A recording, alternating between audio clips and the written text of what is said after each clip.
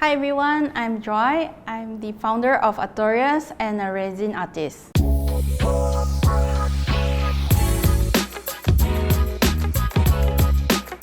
Being inspired by the natural world, I created Artorias as a way to connect with nature and appreciate our time here.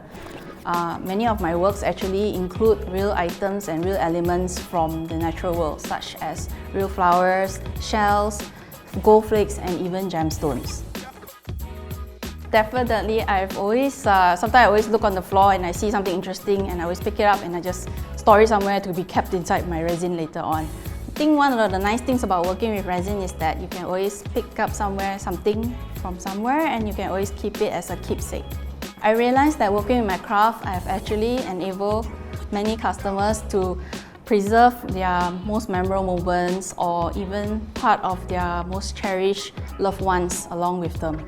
One of the most recent projects which I worked on was actually a custom-made pendant consisting of the fur from a pet who had recently passed away. Now the client gets to carry a part of her pet wherever she goes. I actually believe that each handcrafted item is unique and one of a kind in this world.